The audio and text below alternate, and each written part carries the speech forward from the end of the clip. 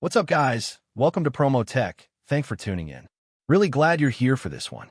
Samsung has been quietly ignoring the same complaint from Galaxy Ultra users for 4 straight years. The battery never meaningfully improved, while everything else got more demanding. Now the S27 Ultra leaks suggest Samsung isn't just fixing that problem. They're restructuring the entire phone around it. And the decisions they made to get there reveal something uncomfortable about how Samsung has been building flagships all along. Let's dive right into the video. Let's start with the silicon carbon battery because everyone is leading with the 5,500 milliamp hours number and stopping there. That's the wrong place to stop. The real story is the technology switch itself.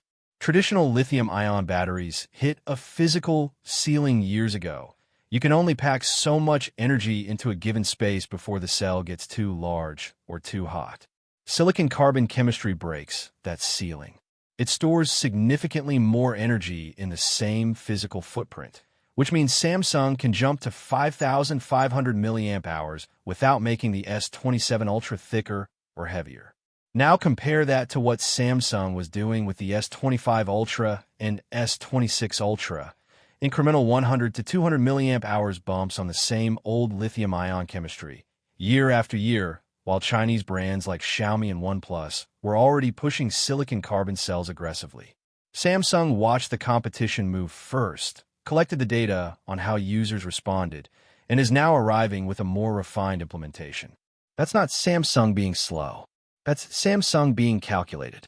And the beneficiaries are every Galaxy Ultra owner who's been charging their phone twice a day and wondering why a $1,000 device can't last. Now the camera removal story is where Samsung's thinking gets genuinely interesting and slightly controversial. The 3x telephoto lens is reportedly being cut from the S27 Ultra lineup entirely. On the surface, that reads as a downgrade. One less camera, one less zoom option. But here's what Samsung's own usage data almost certainly showed them. The overwhelming majority of Ultra users never deliberately chose the 3x lens. They either used the main camera or jumped straight to the periscope zoom for serious shots. The 3x lived in the middle and got ignored.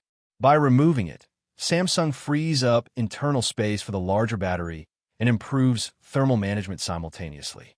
The replacement lineup of a 200 megapixel main sensor, 50 megapixel ultra-wide, and 50 megapixel 5x periscope is actually a stronger everyday photography system than what most S26 Ultra owners are currently using. Samsung didn't remove a camera to cut costs. They removed it to solve 2 problems at once, space and heat, while most users won't even notice what's gone.